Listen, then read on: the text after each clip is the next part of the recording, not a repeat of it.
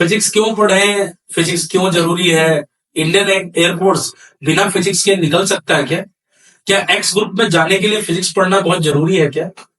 इतने सारे सवाल आप सब लोगों के रहते हैं। तो आज इस वीडियो में हम जानेंगे इन सवालों का जवाब। तो आज मैं बात करूंगा आपसे कि इंडियन एयरफोर्स एक्स ग्रुप के लिए फिजिक्स का इंपॉर्टेंट रोल क्या है। पहले बात करते हैं इंडियन एयरफोर्स की एकेडमी ज्वाइन करने से पहले, और फिर बात करेंगे इंडियन एयरफोर्स की एकेडमी ज्वाइन करने के बाद।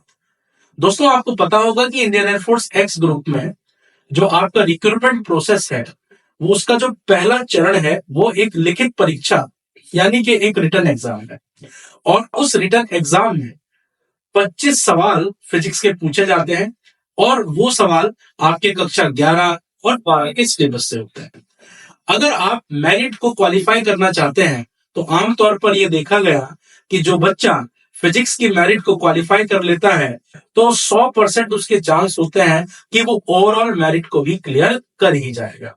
तो ये तो बात थी कि लिखित परीक्षा में यानी कि रिटन एग्जाम में फिजिक्स का क्या रोल है। कुछ लोग ये सोचते होंगे कि क्या बिना फिजिक्स के भी रिटन एग्जाम निकल सकता है। मैं कहूंगा आप गलत सोचते हैं। क्यों? क्योंकि रिटन एग्जाम में sectional cut off Indian air force x group में होती है, तो आपको मिनिमम उतने नंबर लाना जरूरी है जितना कि हर सेक्शन की कट ऑफ होती है। तो ये तो बात थी कि लिखित परीक्षा में फिजिक्स की क्या इंपॉर्टेंस है। तो बात करते हैं कि लिखित परीक्षा के बाद अब हम चले गए कहां पर, इंडियन एयरफोर्स की एकेडमी में। बेलगांव हम पहुंच गए हैं। तो बेलगांव में क्या अब फिजिक्स की किताबें मैं घर छोड़ के जाऊं? क्या मैं उन किताबों को साथ लेके जाऊं? क्या जो फिजिक्स मैंने पढ़ी थी मैं उसे भूल जाऊं? ये सब अगर मैं करूं तो क्या मेरा काम चल जाएगा? आप अभी भी गलत सोच रहे हैं। क्योंकि अगर आप इंडियन एयरफोर्स एक्स ग्रुप आपने ज्वाइन किया है तो बेलगांव में आपको एक बेसिक ट्रेनिंग प्रोग्राम के तहत पढ़ाई करनी होगी। और उस बेसिक ट्रेनिंग प्रोग्राम के बाद आपका एक स्पेशलाइजेशन होगा। और ये स्पेशलाइजेशन एक जूनियर इंजीनियरिंग की जो है लेवल की होती है। जैसे कि आप पॉलिटेक्निक अगर आपने सुना होगा तो लगभग वैसी ही पढ़ाई वहां पर होती है। इसको हम वहां कहते हैं ट्रेड्समैन। तो यानी कि आपको अलग अलग ट्रेड आपके जो है योग्यता के आधार पर आपको अलॉट की जाएंगी। जैसे किसी को आईटी एंड कम्युनिकेशन, जैसे किसी को सिविल इंजीनियरिंग, जैसे किसी को वेपन फिटर की जो है ट्रेड। तो इन ट्रेड को समझने के लिए अब वापस से आपको फिजिक्स की नॉलेज काम में आएगी। देखो, वापस से अगर आप फिजिक्स को जो है इस्तेमाल करोगे तो आप ट्रेड को अच्छे से समझ पाओगे। जितने अच्छे से आप ट्रेड को समझ पाओगे उतना अच्छा जो है आप परफॉर्मेंस कर पाओगे। और जितनी अच्छी परफॉर्मेंस यानी कि सेना में बने रहने के चांसेस उतने ही ज्यादा। तो आपने देखा पहले स्टेप से लेकर लास्ट स्टेप तक फिजिक्स का बहुत बड़ा रोल है। अब बात कर लेते हैं कुछ कॉमन से सवालों की। जैसे पहला कॉमन सवाल सबका यही रहता है कि सर फिजिक्स मुझे थ्योरी तो समझ में आ जाती है, न्यूमेरिकल भूल जाता हूं। सर जो वो न्यूमेरिकल में फॉर्मूले लगते हैं वो मुझसे नहीं बन पाते। देखिए, ये एक साइंस का सब्जेक्ट है और साइंस जो है एक एल्गोरिथम पर काम करता है, एक लॉजिक पर काम करता है।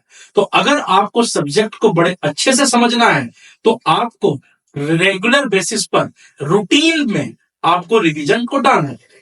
अब रिवीजन का तरीका भी बहुत लोगों का अलग अलग होता है। कुछ लोग रिवीजन कैसे करते हैं, कॉपी उठाई और पन्ने पलटते चले गए। ऐसे रिवीजन नहीं होता है। आप पहले किसी भी सब्जेक्ट को पढ़ें और पढ़ने के बाद अब आप दूसरी कॉपी उठाएं और जो भी आपने पढ़ा है उसे बिना देखे लिखने की कोशिश करें। तो ऐसा जब आप करेंगे तो आपका सेल्फ कॉन्फिडेंस बढ़ेगा और न्यूमेरिकल को सॉल्व करने की जो एबिलिटी है उसमें भी इंप्रूवमेंट होगा। और साथ ही साथ आप रोजाना न्यूमेरिकल की प्रैक्टिस जरूर करें और रिवीजन को डेली बेसिस पर करें। यानी कि अगर आपने पिछले हफ्ते कोई चैप्टर रिवाइज किया था तो इस हफ्ते अब आपको उसको क्विक रिवीजन देना जरूरी होगा। क्विक रिवीजन कैसे करते हैं सर? अरे भाई, एक सादा कागज ले लिया और सादे कागज पर जितने फॉर्मूले याद हैं उसको फटाफट हम लोग लिखते चले गए।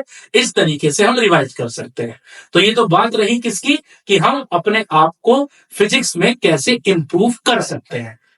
ठीक। तो उम्मीद करता हूं कि इस वीडियो में आपने समझा होगा कि फिजिक्स का इंपॉर्टेंट रोल क्या है और फिजिक्स को इंप्रूव करने का सिर्फ एकमात्र तरीका है और वो है रेगुलर प्रैक्टिस। तो मिलते हैं आपसे अगली वीडियो में। आज के लिए इतना है।